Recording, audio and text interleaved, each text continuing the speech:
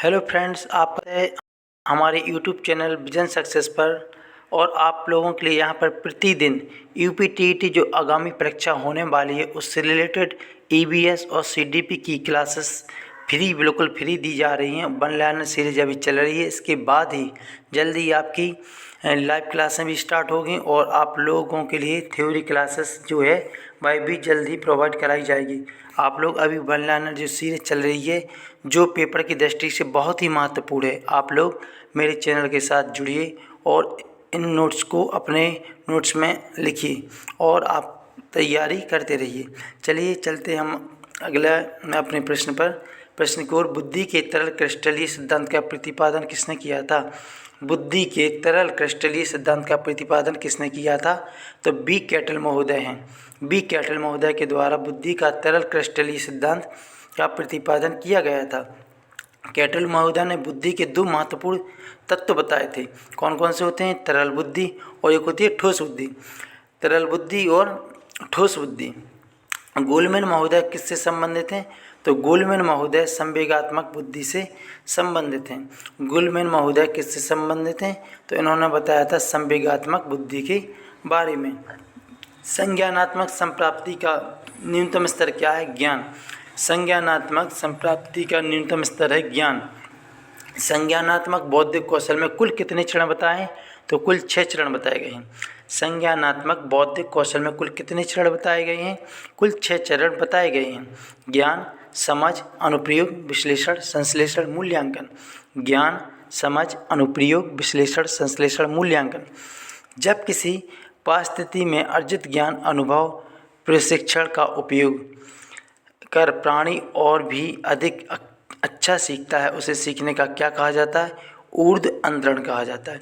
यानी कि यहाँ बताया गया है जब कोई व्यक्ति किसी परिस्थिति में, परिस्थिति की लिखा गया है, यहाँ पे होना था परिस्थिति।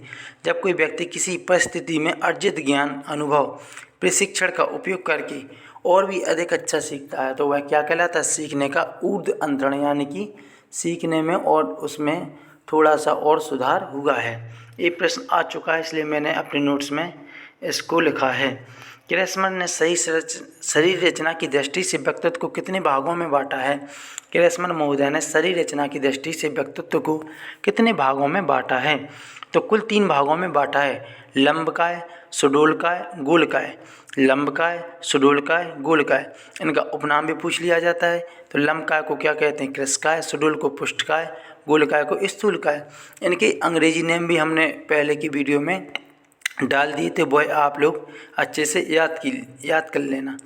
TAT थर्मेटिक परसेप्शन टेस्ट किसका मापन करता है? यह करता है अभिक्षमता का मापन करता है। अभिक्षमता मैंने बताया भी था, किसी विशेष क्षेत्र में कोई एक विशेष उसकी उपलब्धि होती है तो उसे क्या कहा जाता है? अभिक्षमता कहा जाता है। किसी एक विशेष पर्टिकुलर विषय में उसकी विशेष रुचि है तो वह अभिक्षमता कहेंगे। तो टेट किसका मापन करता है? अभिक्षमता का मापन करता है। टेट का परीक्षण किसने किया था? सिंह एवं शर्मा जी के द्वारा किया गया था। कैट अलग होता है, टेट अलग है। संगणन का सिद्धांत किससे संबंधित है? स्मृति से संबंधित होता है। संगणन का सिद्धांत किससे संबंधित है? तो संगणन का सिद्धांत स्मृति से संबंध होता है। अल्बर्ट बंडूरा का संबंध किससे? सामाजिक अधिगम सिद्धांत से। सामाजिक अधिगम सिद्धांत 1963 में अल्बर्ट बंडूरा के द्वारा दिया गया था। अधिगम में पठा बनने का प्रमुख कारण क्या होता है? तो अधिगम में पठा बनने का प्रमुख कारण होता है थकान। ये प्रश्न आपके पेपर में पहले आ चुका है। ये जितने भी सारे प्रश्न वन लाइनर सीरीज में कराए जा रहे हैं आपके लिए, यह बहुत ही महत्वपूर्ण है। यह प्रश्न आपकी पहले की परीक्षाओं में आ चुके हैं और जिनकी आने की प्रबल संभावनाएं, इसीलिए मैं ये प्रश्न आपको वन लाइनर सीरीज अभी जो चला रहा हूँ यह आप लोग सीधा याद करते जाइए।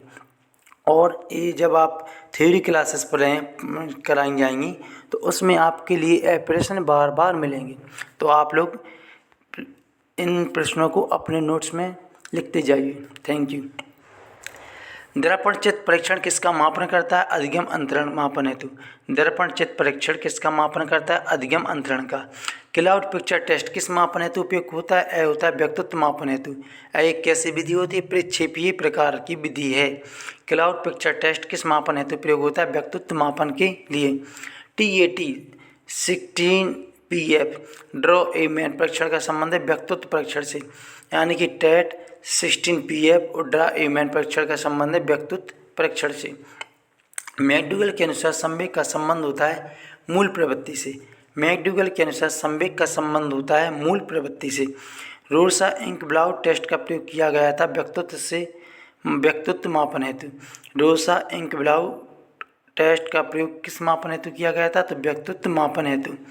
इस परीक्षण का निर्माण हरमन रोसा ने 20वीं शताब्दी में किया था। ये कई बार प्रश्न पूछा जा चुका है। इंक-ब्लाउ टेस्ट का प्रयोग किसने किया था? तो हरमन रोसा ने किया था। यह वक्तृत्व मापन हेतु किया गया था। पिछड़े बच्चों को, जो पिछड़े क्षेत्र से बच्चे आते हैं, तो पिछड़े बच्चों के लिए शैक्षिक उपलब्धि की अवधारणा किसने दी थी? सिरिल बर्टर महोदय द्वारा। पिछड़े बच्चों के लिए शैक्षिक उपलब्धि की अवधारणा दी गई थी सिरिल बर्टर के द्वारा। प्रत्यागमन का संबंध होता है आनुवंशिकता संबंधी विकार से। प्रत्यागमन का संबंध है आनुवंशिकता संबंधी नियम से।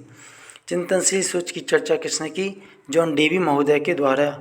चिंतनशील या प्रगतिशील सोच की चर्चा किसने की थी? जॉन डेवी महोदय जी के द्वारा। सीखी गई बात को धारण करने और पुनः स्मरण करने में असफलता क्या कहलाती है?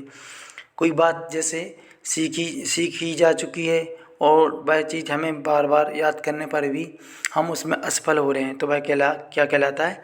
विस्मरण कहलाता है। पियाजे मुख्य रूप से किसके लिए जाने जाते हैं? वह जाने जाते हैं संज्ञानात्मक विकास संबंधी के लिए। पियाजे मुख्य रूप से संज्ञानात्मक विकास के लिए जाने जाते हैं। जब मानव शरीर एक भाग को दिए गए प्रशिक्षण का अंतरण दूसरे भाग में होता है, उसे क्या कहा जाता है? उसे कहा जाता है द्विपार्श्विक अंतरण। जैसे कि कोई बच्चा है, पहले वह बाएं हाथ से लिखता था, लेकिन कुछ दिनों बाद उसने प्रयास किया और दाएं हाथ से लिखने लगा, तो यह क्या कहलाएगा? द्विपार्श्विक अंतरण। क्लासिकल अनुबंधन सिद्धांत का संबंध था पॉवलोव महोदय के द्वारा। इन्होंने किस पर प्रयोग किया था? तो कुत्ते पर प्रयोग किया था। क्लासिकल अनुबंधन सिद्धांत का संबंध है पॉवलोव महोदय जी से, कुत्ते पर प्रयोग किया था। प्रयास एवं त्रुटि का सिद्धांत दिया था थॉर्नडाइक महोदय ने। इन्होंने बिल्ली पर प्रयोग किया था। सूच का सिद्धांत कूलर के द्वारा दिया गया था। इन्होंने चिंपांजी बंदर पर प्रयोग किया था। सूच का सिद्धांत कूलर महोदय के द्वारा दिया गया था। चिंपांजी बंदर पर इन्होंने प्रयोग किया था। मानसिक आयु का प्रत्यय किसने दिया था? तो बिने तथा साइमन ने मानसिक आयु का प्रत्यय दिया था। क्रोध भय क्या है? तो क्रोध भय संवेग होते हैं और मैकडूगल महोदय जी के द्वारा 14 संवेग बताए गए हैं। क्रोध भय क्या है? तो क्रोध भय संवेग होते हैं और मैकडूगल महोदय जी के द्वारा 14 संवेग बताए गए हैं। कार्य को आरंभ करने, जारी रखने, नियमित करने की प्रक्रिया क्या कहलाती? अभिप्रेरणा। कार्य को आरंभ करने, जारी रखने तथा नियमित तरीके से करने की प्रक्रिया कहलाती अभिप्रेरणा। दूसरे व्यक्ति के बाह्य व्यवहार की नकल क्या कहलाती है? अनुकरण। जैसे कि जैसे दादाजी हैं तो वो दाढ़ी बना रहे हैं, तो बच्चा भी, छोटा सा बच्चा आता है, वह भी क्या करने लगता है? अपनी दाढ़ी बनाने लगता है, मतलब वैसे एक्टिविटी करने लगता है, तो उसे हम क्या कहेंगे? अनुकरण। यानी नकल करना क्या कहलाता है? अनुकरण कहलाता है। यदि पूर्व ज्ञान सीखने में सहायता करे तो वह क्या कहलाता है? सकारात्मक धनात्मक अनुकरण। सीखी हुई बात को स्मरण रखने या पुनः स्मरण करने की असफलता को क्या कहा जाता है? विस्मरण कहा जाता है। एंडोलसेंस पुस्तक के लेखक थे स्टैनली हॉल। एंडोलसेंस पुस्तक के लेखक कौन थे? Stanley hall. इन्होंने सन 1904 में लिखी थी। मनोलैंगिक विकास का सिद्धांत फ्रॉड महोदय के द्वारा दिया गया था। मनोलैंगिक विकास का सिद्धांत फ्रॉड महोदय के द्वारा दिया गया था। इन्होंने बहुत ही महत्वपूर्ण सिद्धांत दिया था, जो हम आगे की थ्योरी क्लास में उसे कंप्लीट करेंगे। आप लोग इन प्रश्नों को अपनी नोट्स कॉपी में लिखते जाइए। यह बहुत ही महत्वपूर्ण प्रश्न है जो आपके लिए कई बुक्स से छांट के बनाए जा रहे हैं। तो आप लोग मेरे चैनल को लाइक और सब्सक्राइब करिए। थैंक यू, धन्यवाद।